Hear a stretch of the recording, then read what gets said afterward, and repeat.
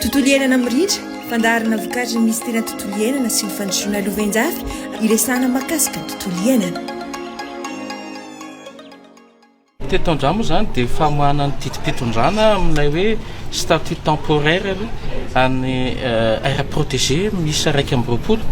Raha fantatsika moa zany ny olona na fikambanana iray hitantany aire protégé aloha dia mangataka an'izay statut temporaire zay ny dingana voalohany. Dia rehefa mahazo izy io izy zay izy vao mametraka ny drafim-pandaminana rehetrarehetra sy drafim-pitantanana iarahana amin'ny fokon'olona ny fotony. Ary drafim-pitantanana io indray no validena na hoe validena tia ministera dia mahazo amin'izay izy ny statut permanent.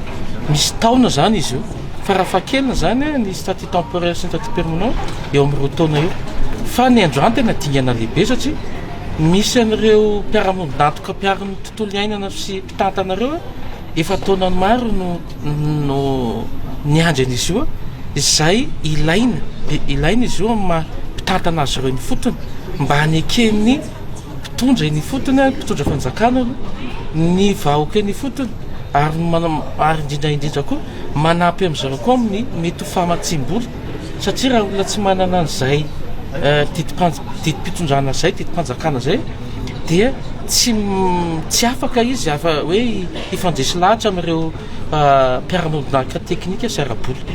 Fantatsika fa ny ministera dia tsy afaka mavita irery ny fitantanana ny ala eto Madagasikara.